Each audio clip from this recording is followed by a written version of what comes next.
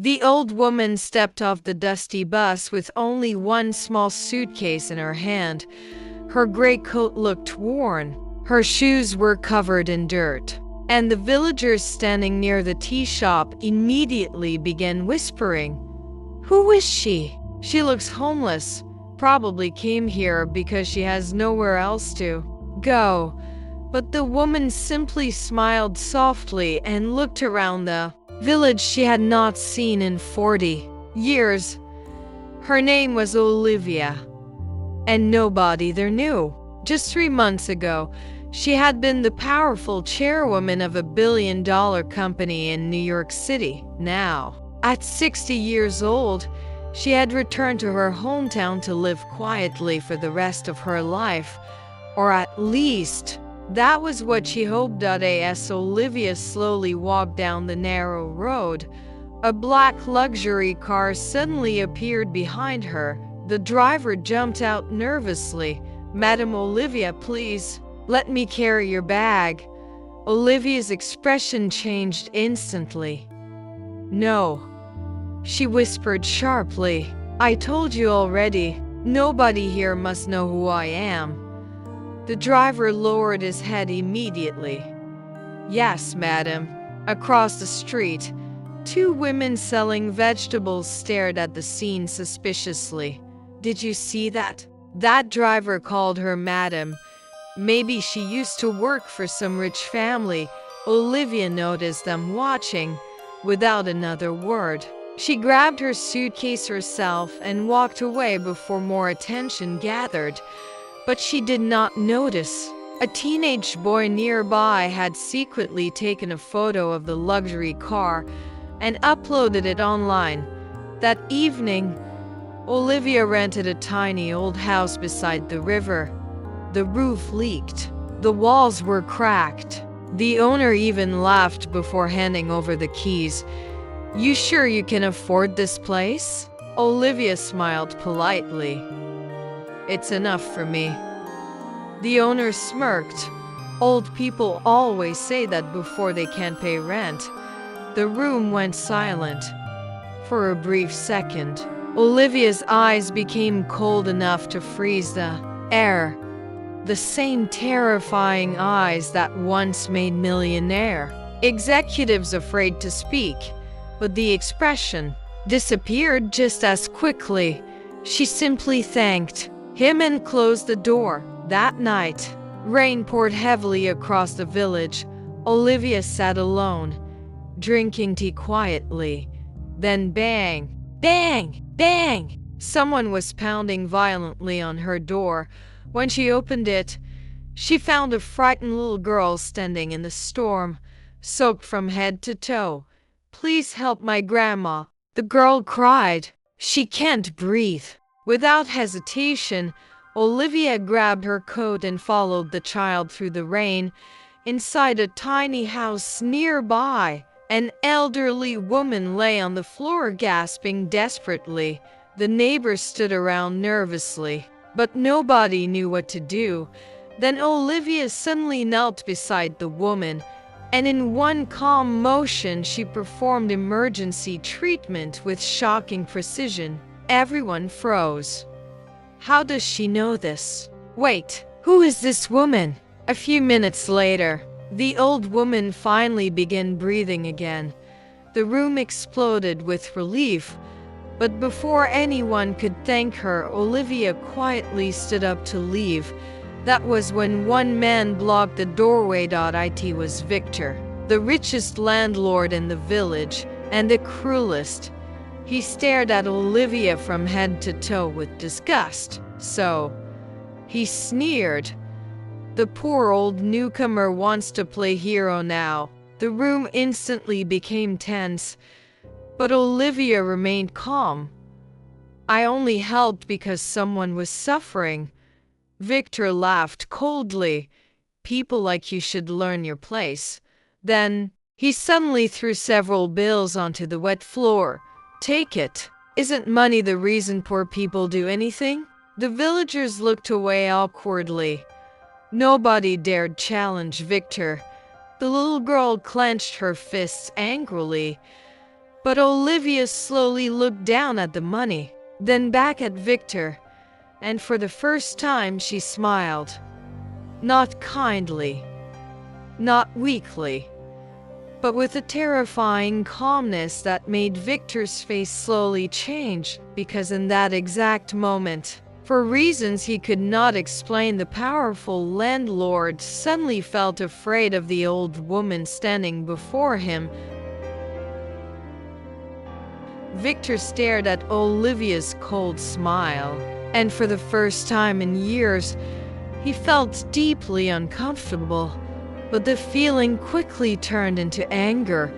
"You think you're better than me?" he snapped. Olivia calmly bent down, picked up the wet money from the floor, then placed it back into Victor's hand. "You need it more than I do." The entire room froze. Nobody had ever spoken to Victor like that before. His face instantly darkened. "You old witch." But before he could continue, Olivia quietly walked past him and disappeared into the storm, leaving behind a silence so heavy that nobody dared breathe. The next morning, the entire village was talking about her. Some said she used to be a nurse. Others believed she had once worked for rich people in the city, but nobody knew the truth. Meanwhile, Victor sat inside his luxurious house, furious. "I want to know everything about that old woman," he growled. One of his men hesitated. "She doesn't seem dangerous." Victor slammed his glass onto the table. "She looked at me like she knew something." Then suddenly a young man rushed into the room holding a phone. "Boss, you need to see this." It was the photo uploaded the day before. The luxury black car behind Olivia had gone viral online overnight, and people in the comments were shocked. "That license plate belongs to a billionaire corporation. No normal person rides in that car. Who exactly is that old woman?" Victor's expression slowly changed. For the first time, he became curious. That afternoon, Olivia quietly visited the village market, but the moment she arrived, people suddenly began whispering and moving away from her. A woman pulled her child aside. "Stay away from her. She's suspicious." Olivia pretended not to hear. Then an old fruit seller softly called out to her, "Madam, wait." It was the grandmother Olivia had saved the night before. The old woman's eyes were full of gratitude. "You saved my life. Please accept this." She handed Olivia a small basket of apples. Olivia smiled warmly, but before she could answer, crash! Someone violently kicked over the fruit basket. Apples rolled across the muddy ground. Everyone gasped. Victor stood there with several men behind him. His smile was cruel. "So this is where the village hero is hiding." The old grandmother trembled in fear. "Please, don't do this." Victor ignored her completely. Instead, he pulled out a thick stack of cash and waved it in front of Olivia. "I heard you like pretending to be noble," he mocked. "So tell me, how much money do you want to leave this village forever?" The market became dead silent. All eyes turned toward Olivia. But instead of anger, she looked almost disappointed. Then she quietly asked, "Victor, have you always treated poor people this way?" Victor laughed loudly. "Poor people exist to obey people like me." Several villagers lowered their heads in shame, but Olivia slowly stepped closer, and in a calm voice, she whispered something that made Victor's smile disappear instantly. 22 years ago, your father begged on his knees for help too." Victor's entire body froze. "How? How do you know my father?" The villagers stared in shock. because Victor's father had died many years ago, and almost nobody still remembered him. Olivia's eyes darkened. Because on the night your family lost everything, I was there. Suddenly, Victor grabbed Olivia's arm aggressively. Who are you? At that exact moment, 3 black luxury cars entered the village road. Everyone turned in shock. The same symbol appeared on all the car doors, a symbol nobody in the village recognized, except Victor, because years ago, he had once seen it in a financial magazine, and only one family in the country used that symbol. The Ashford Group, one of the richest corporations in the world. Victor's face slowly lost all color. Then, several men in black suits stepped out of the cars and bowed deeply toward Olivia in front of the entire village. Madam Chairwoman, one of them said respectfully, we finally found you. The entire market fell silent. Nobody moved. Nobody even dared whisper. Victor stared at the men in black suits bowing before Olivia. His hands began trembling uncontrollably. Madam Chairwoman? The villagers looked at each other in disbelief. That poor old woman was actually one of the richest people in the world. But Olivia's face remained calm, almost emotionless. One of the executives stepped forward nervously. Madam Chairwoman, the board has been trying to contact you for days. The company is in crisis. Olivia's eyes hardened slightly. I told them I retired. Yes, madam. But this matter involves the Henderson merger. The moment those words were spoken, several executives behind him lowered their heads anxiously. Even Victor could feel the tension instantly, because everyone in business knew one thing. If the Henderson merger failed, billions would disappear overnight. Yet Olivia simply replied softly, that is no longer my problem. The executives looked horrified. Meanwhile, the villagers were staring at Olivia like they were seeing a different person. The same woman they mocked yesterday could destroy companies with a single decision. The fruit seller grandmother suddenly burst into tears. I made you carry your own basket. Olivia gently held her hands. You treated me with kindness. That matters more than money.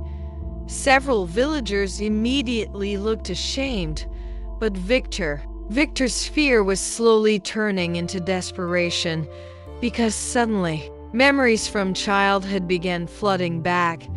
His father once spoke about a mysterious woman who saved their family decades ago, a woman so powerful that bankers obeyed her with one phone call, but after helping them, she disappeared forever. Victor looked at Olivia with widening eyes. No, impossible. Olivia finally turned toward him. You remember now, don't you? Victor's breathing became uneven. 22 years ago, his father's business collapsed completely. Debt collectors came every day. Their family nearly lost their home. Then one night a young woman appeared, elegant, cold, powerful, and the next morning, all the debts vanished. Victor's father spent the rest of his life searching for her to repay the favor, but he never found her again because that woman was Olivia. Suddenly, boom! A loud explosion echoed from the hills near the village. Everyone screamed in shock. Smoke rose into the sky. One of Victor's men came running in panic. Boss, the old mining site collapsed. Victor's face turned pale instantly because secretly he had been running illegal operations there for years. If the police discovered it, everything would be over. Without warning, Victor grabbed Olivia desperately. Please, help me." The villagers gasped. The proud landlord who insulted Olivia yesterday was now begging her in public. But Olivia slowly pulled her arm away. "When poor people begged you for mercy," she said quietly, "did you help them?" Victor froze. For the first time in his life, he had no answer. Then suddenly, Olivia noticed something terrifying. The little girl from the stormy night was crying near the crowd. "My brother!" she screamed. "He's still near the mountain." Panic exploded everywhere. People began shouting over each other. "The tunnels are collapsing. No one can survive in there." But before anyone could stop her, Olivia suddenly started walking toward the disaster site. One executive panicked. "Madam Chairwoman, it's too dangerous." Olivia didn't stop, because hidden beneath that mountain was another secret nobody knew. A secret connected to why she truly returned to this village after 40 years. And if the tunnels were destroyed tonight, that secret would disappear forever.